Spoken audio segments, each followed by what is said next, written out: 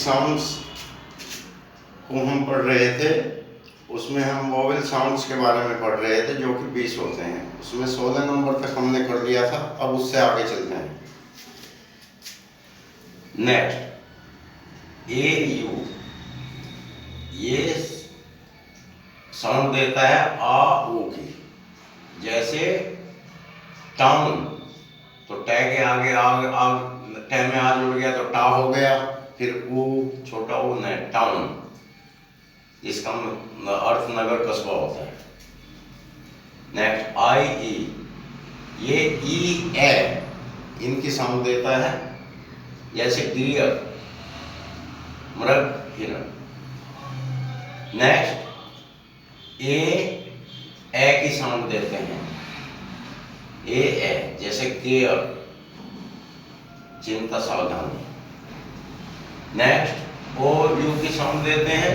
American English में ए बड़ा ओ की साउंड देते हैं। जैसे गो, तो अमेरिकन इंग्लिश में इसको बोलते हैं गो, जाना।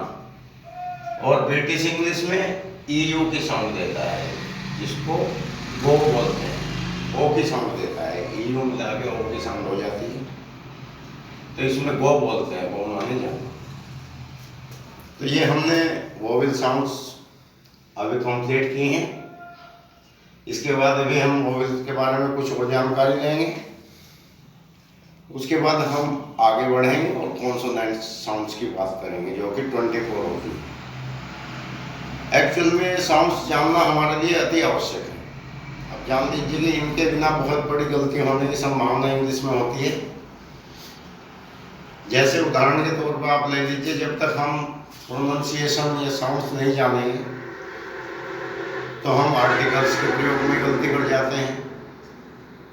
ए का प्रयोग कहाँ करेंगे, एन का प्रयोग कहाँ करेंगे, ये पता नहीं होता, क्योंकि वो तो साउंड के आधार पर होते हैं। जैसे आमतौर से हम जानते हैं कि ए का प्रयोग कॉन्सोनेंट से पहले होता है और एन का प्रयोग वोवेल से पहले होता है, लेकिन ये साउंड के आधार पर होता है। जैसे ए यूनिवर्सिटी, वो वोवेल से स्टार्ट हुआ है, यू से, लेकिन प्रयोग हमने ए का किया है।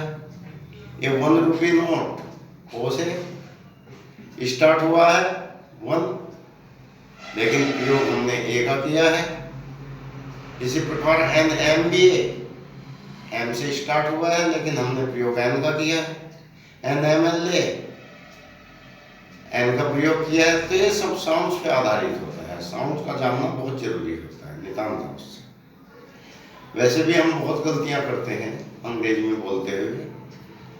अभी आप देख लीजिए कि दैनिक प्रयोग में हम कितनी बड़ी गलती करते हैं। हम सबसे बेस्ट कहते हैं, हम में से बहुत सारे लोग सबसे बेस्ट कहते हैं, जबकि कोई औचित्य नहीं है। मैंने बड़े बड़े क्वालिफाइड लोगों को सबसे बेस्ट कहते हुए सुना। बेस्ट तो अपने आप में सबसे अच्छे को कहते हैं, तो इसमें सबसे बेस्ट लगाने की क्या आवश्यकता है। इस तरह की अन्य बहुत सारे मिस्टेक्स हम करते हैं।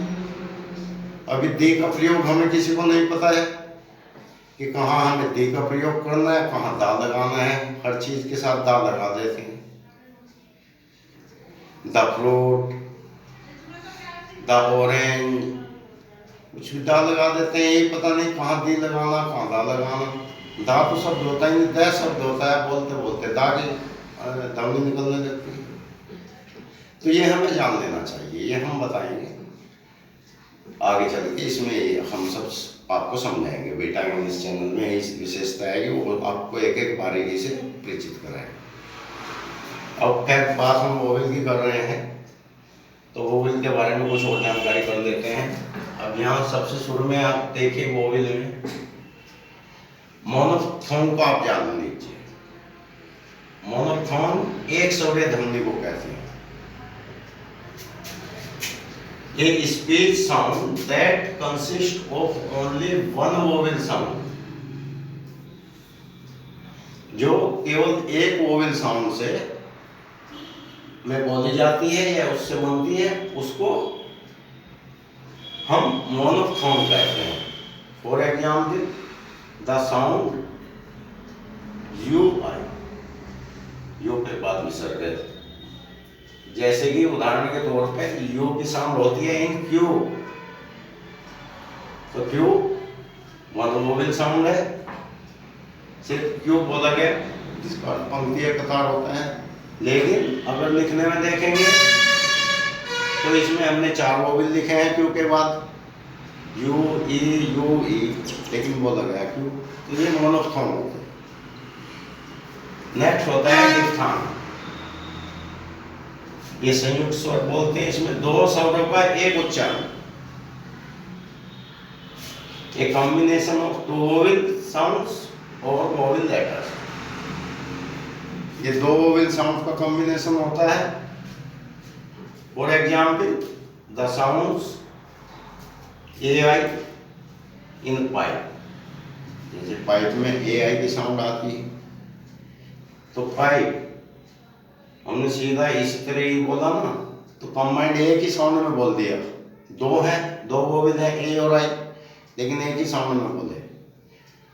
इसी प्रकार ओ यू इन डाउट, डाउट में ओ यू होता है, इसमें भी एक ही साउंड में हमने उनको बोला डाउट, जिसका मैंने संदेह होता है। तो ये सब डिप्थोंग बोला जाता है। नेक्स्ट ले लीजिए ट्रिप्थॉन्ग, त्रिस्वरीय ध्वनि, 3 स्वरों का एक संयुक्त उच्चारण, a combination of 3 vowel sounds और 3 वोवेल लेटर्स। 3 स्वरों का एक संयुक्त उच्चारण जो होता है उसको ट्रिप्थॉन्ग कहते हैं।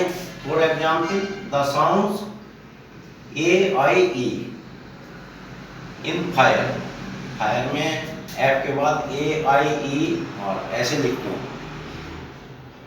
हिंदी डिक्शनरी में ऐसे नहीं लिखते, लेकिन जब आप ऑक्सफोर्ड डिक्शनरी देखेंगे तो ये फायर ऐसे लिखा जाता है। आर को इसलिए ब्रैकेट में कर दिया, और इंग्लिश में बहुत कम बोला जाता है।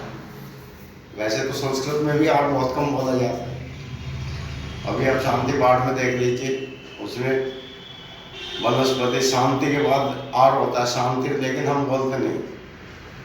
इसमें आर, अगर आर से पहले वो वोवेल है तो आर का उच्चारण नहीं होता। जैसे फोर्ट, फोर्स, शोर्ट, मैं आर नहीं बोल रहा, सिर्फ एम्फेसिस कर रहा हूँ। ऐसा लग रहा है जैसे मैं आर बोल रहा हूँ, लेकिन बोल नहीं रहा, तो इसलिए आर को ब्रैकेट में कर दिया। फायर मैंने नहीं बोला, लेकिन भूल गए, आर बहुत कम बोला जाता है। इसी प्रकार fire, H A I E, 3 vowel इसमें हो गए, तो बोले गए कि एक बार में गए फायर, ये ट्रिप्थॉन्ग बोला जाता है। तो ये कुछ जानकारियां हमने दी हैं आपको, आशा है कि आप इनसे लाभान्वित होंगे। वैसे तो आप सभी प्रबुद्ध लोग हैं, सभी जानते हैं ये बेसिक्स होती हैं, लेकिन कई बार नहीं भी जानते। अनेक लोग हैं, हमें भी बहुत बाद में इसकी जानकारी हुई, तो ये सभी जानकारी हमें होनी चाहिए। हमारे बच्चों को फर्स्ट, सेकंड, थर्ड क्लास में हो जानी चाहिए। तो आप जो होम मेकर्स, जो अच्छी ग्रैंडी हैं, उन सभी से निवेदन है कि इसको जरूर शेयर करें और ये जानकारी अपने बच्चों तक पहुँचाएँ। आगे हम इसी में कॉन्सोनेंट्स की चर्चा करें, कॉन्सोनेंट साउंड्स जो 24 होती हैं वो आगे बताएं।